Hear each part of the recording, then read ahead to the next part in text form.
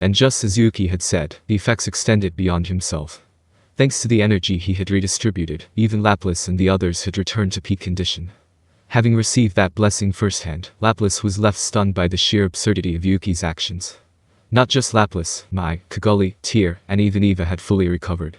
Combined with Luminous's healing magic, they were now in perfect condition. At this point, losing doesn't even seem possible. Right. Boss, you really are incredible. Well, of course. Yuki exchanged light banter with Lapis and Tyr, a sight Kaguli was well acquainted with, a dependable boss who wouldn't lose to anyone. That's why Kaguli couldn't help but ask. So, Yuki-sama, are you really planning to take on Jahil? In response to Kaguli's question, Yuki grinned fearlessly. I'm not planning to take him on. I'll just knock him down quickly, and that'll be the end of it. Half of it was bravado, and half was genuine. Yuki had already calculated how to defeat Jahil in their recent exchange. Are you serious? Well, yeah. Though, I'm stealing your chance for revenge, so I hope you'll forgive me for that. Yuki playfully winked at Kaguli. To anyone else, it might have seemed like a joke, but Kaguli knew better. She knew that Yuki was the type to follow through on his words, surprisingly enough. And so, she entrusted it to him. Please, take care of him for me too. Leave it to me. And thus, the battle between the Demon Emperor Jahil and the Demon Yuki began. Can we leave it to the boss? Lapis, the important things are friendship, effort, and victory, right? I can't understand why you'd want to throw away friendship. Ahaha, that's not it, is it? If I step in, I'll just get in the way. As long as we keep the most important thing, victory, that's enough, right? Well, effort isn't something you show off to others, and I agree that results are what matter. While sharing a laugh, Yuki gave Lapis instructions with just a glance. Being used to this, Lapis understood the intent and moved precisely. He positioned himself to protect Kaguli, Tyr, Eva, and even Mai, keeping an eye on Yuki and Jahil's movements. However, there was another purpose to this action. Well, if a stray bullet comes this way, we'll be done for in an instant, but I don't think the boss would make such a blunder. Once Jahil is defeated, we'll retreat immediately. Yes, Yuki had already considered the retreat after defeating Jahil. He was a cunning and meticulous man through and through. And so, the battle began, but the expectations of each person varied greatly. Calgurio and Minutes, for example, were well aware of Yuki's troublesome nature. Even if they were to lose, they had a mysterious confidence that he wouldn't go down without a fight. Luminous believed Jahil had the advantage. That kid is quite capable, but Jahil is in a league of his own. If he were fighting alongside his comrades, it might be different, but challenging him alone is suicidal. If Luminous were there, they could be revived even if they died. Perhaps this reckless challenge was made with that in mind, but he judged Yuki's chances of winning to be slim. On the contrary, Valgrind held the opposite opinion. You become quite strong. It's incomparable to when you fought me. There doesn't seem to be any significant visible change in her strength, such as a massive increase in energy or the acquisition of a mythical grade weapon. However, Valgrind felt as if she were facing a completely different person. Even with a tenfold difference in existence value, an evenly matched battle is possible. Someone as skilled as Tensura could stand in Valgrind's way purely through level. Based on such experiences, Valgrind was deeply curious about what Yuki was hiding. And Hinata was also present at this scene. To Hinata, Yuki was someone with a deep connection to her. They were from the same homeland, shared the same master, Shizuizawa, and were fellow disciples. Yet, he was also a deceitful figure who had betrayed and used her. However, Hinata couldn't bring herself to hate Yuki. She believed the fault lay with herself for not seeing through Yuki's true nature. That's why she felt genuinely sad when she heard of his death and was now pleased to see him safe and sound. But there was another emotion as well. You still owe me for deceiving me, and I won't allow you to lose here. Unable to forget her anger, Hinata couldn't rest without voicing her complaints. With a mix of encouragement, she declared this to him. Unfazed by the outside voices, Yuki stepped forward towards Jahil with composure. In one fluid motion, he launched a light kick. Of course, Jahil wasn't shaking. He effortlessly caught the kick with his left hand and swung his right fist at Yuki. That fist was enveloped in super high temperature flames, capable of incinerating anything it touched in an instant, yet, Yuki calmly crossed his arms and blocked Jahil's punch. Just as I thought. That body belongs to Footman, and even though it houses immense energy, it doesn't seem like your physical abilities have been significantly enhanced. From this exchange, Yuki's speculation turned into certainty. Having discerned a way to counter Jahil, Yuki's gaze shifted to that of a hunter locking onto his prey.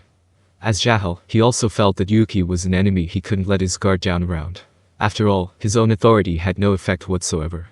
He had thought he could overwhelm him with sheer force, but even that had become difficult. Sky.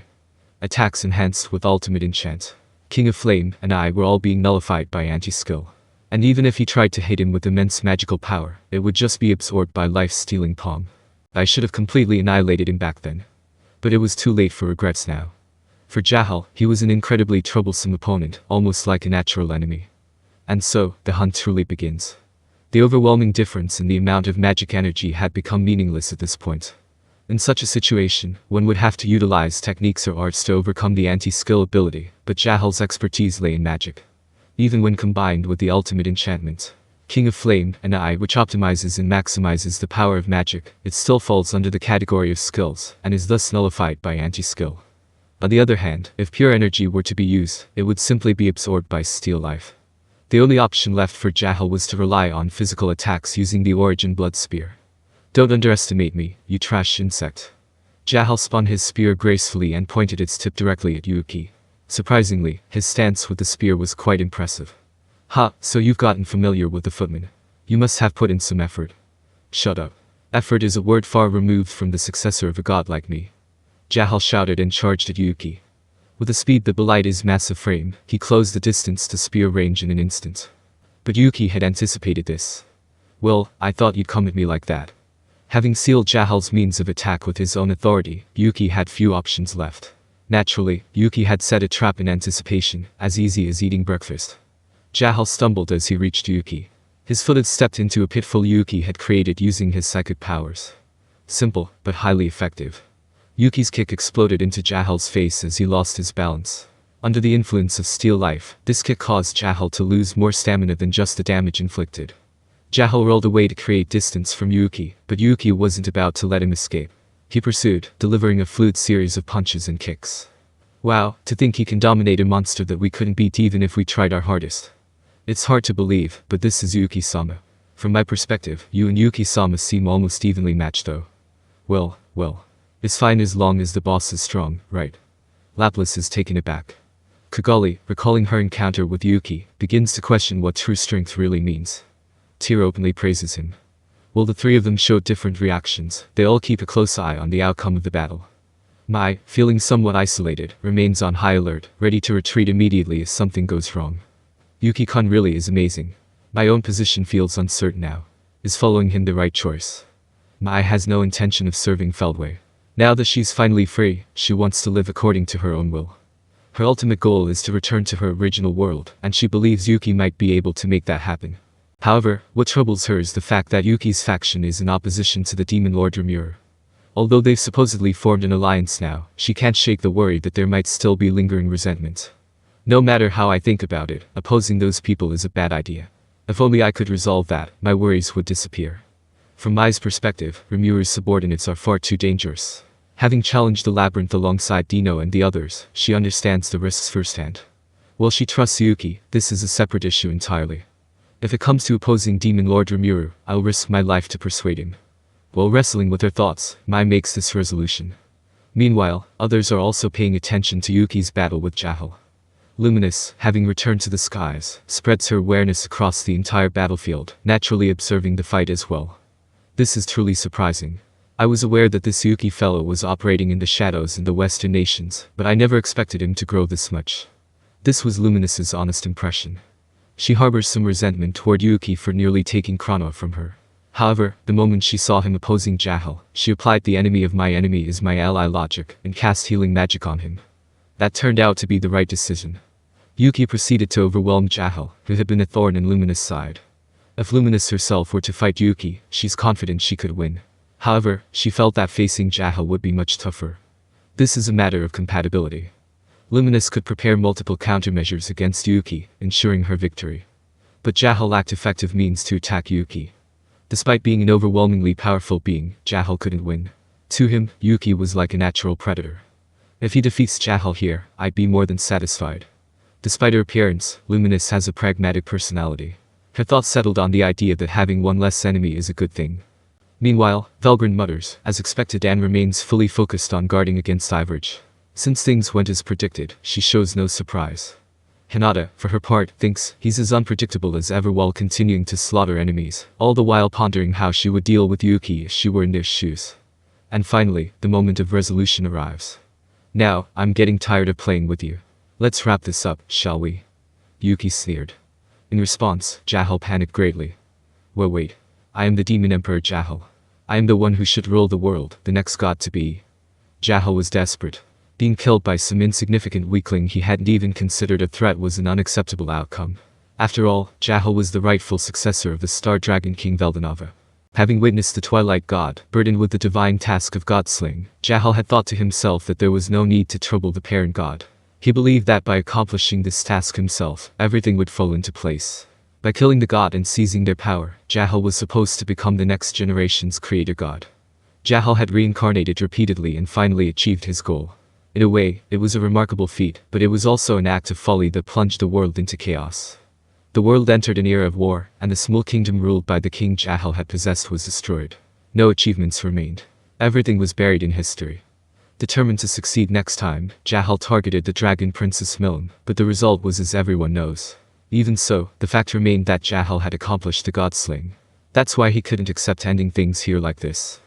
But, however, such circumstances meant nothing to Yuki. So what?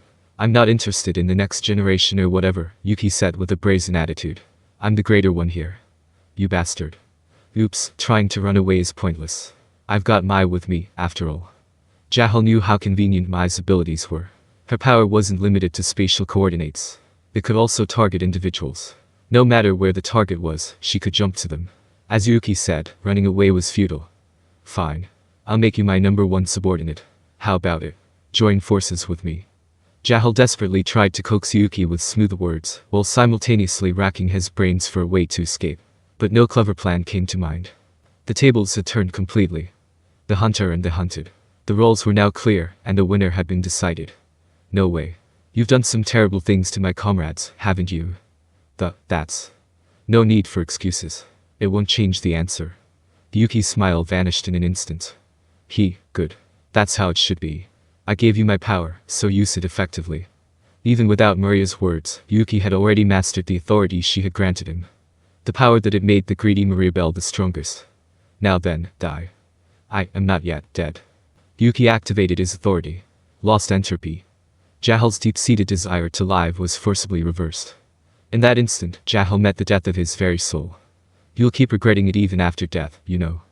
Those were the final words Yuki offered to the lifeless Jahil. The embodiment of evil, who had spread misery throughout the world, was utterly annihilated by a being of insatiable greed, ensuring he could never return again.